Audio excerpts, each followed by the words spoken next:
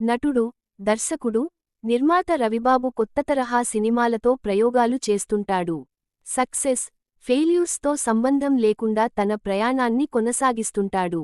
ఇటీవల కొంత విరామం తరువాత ఆయన స్వీయ దర్శకత్వంలో చేసిన సినిమా రేజర్. ఈ చిత్రంలో రవిబాబు ప్రధాన పాత్రలో నటించాడు. ఈ శుక్రవారం ప్రేక్షకుల ముందుకొచ్చిన ఈ చిత్రం ఎలా ఉంది? ఈ చిత్రంలో ప్రేక్షకులను అలరించే అంశాలున్నాయా? లేదా రివ్యూలో తెలుసుకుందాం. రాష్ట్ర హోం మంత్రి కనకరాజు సీఎం పదవిని ఆశించి అతని కొడుకులతో కలిసి ముఖ్యమంత్రి సీతారామయ్యను చంపేస్తారు. అయితే సీఎం ఫామ్ హౌస్లో అతడ్ని చంపుతున్న దృశ్యాలు అనుకోకుండా సీసీటీవీ కెమెరాల బిజినెస్ చేసే విష్ణు, తనీష్ చేతికి దొరుకుతాయి. ఈ విషయానికి హోం మంత్రి, అతని కొడుకులకు తెలియడంతో వాళ్లు విష్ణును, అతని భార్యను చంపేస్తారు. అయితే ఈ మర్డర్స్ను విష్ణు కూతురు తేజు చూస్తుంది. ఇక అదే సమయంలో ఆ ఇంటికి వారి డాగ్ను గ్రూమింగ్ చేయడానికి వచ్చిన మొబైల్ పెట్ గ్రూమింగ్ బిజినెస్ యజమాని రుద్ర, రవిబాబు ఆ దుండగుల నుంచి తేజును కాపాడతాడు. అయితే విష్ణు చనిపోయే ముందు సీఎంను హత్య చేసిన వీడియో క్లిప్పింగ్స్ ఎక్కడ ఉన్నాయో తన కూతురు తేజుకు అసంపూర్తిగా చెప్పి చనిపోతాడు. ఇక తేజు పాపను హోం మంత్రి, అతని బృందం చంపడానికి ఎన్నిసార్లు ప్లాన్ చేసిన రుద్ర వాళ్లను అడ్డుకుంటాడు. ఇక సీఎంను చంపే ఆ వీడియో క్లిప్పింగ్స్ను రుద్ర ప్రభుత్వానికి అప్పగించాడా? పాపను ఎలా కాపాడాడు? చివరికి ఏం జరిగింది? కనకరాజు సీఎం అయ్యాడా? ఈ విషయాలు తెలియాలంటే పూర్తి సినిమా చూడాలి. ఈ సినిమాను మొదట్నుంచి యాక్షన్ సర్వైవల్ థ్రిల్లర్ అంటూ ఇంటర్వ్యూల్లో చెప్పుకొచ్చారు దర్శక, నిర్మాత రవిబాబు. సినిమా ప్రారంభం కాస్త ఇంట్రెస్టింగానే అనిపించినా కథనం ముందుకు వెళుతున్న కొద్దీ ఆసక్తి సన్నగిల్లుతుంది.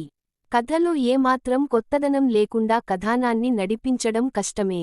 ఆ ఇబ్బంది ఈ సినిమాకు ప్రారంభం నుంచి కనిపించింది.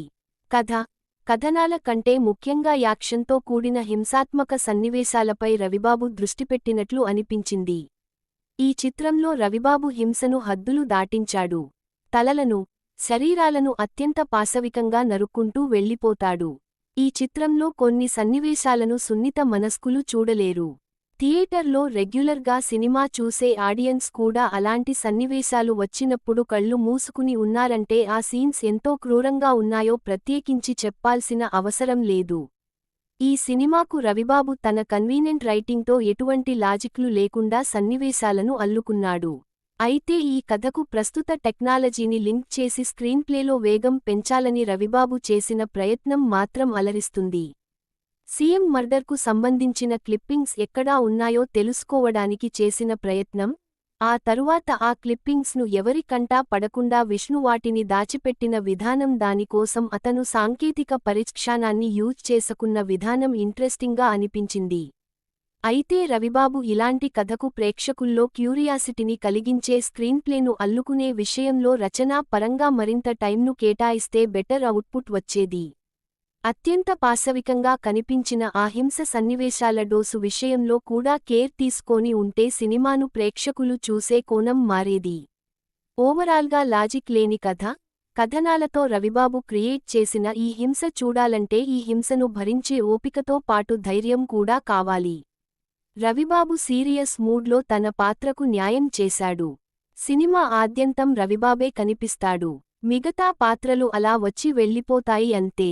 ఈ సినిమా నేపథ్య సంగీతం, యాక్షన్ సన్నివేశాల డిజైన్ ఆకట్టుకుంటుంది. ఫోటోగ్రఫీ కూడా బాగుంది.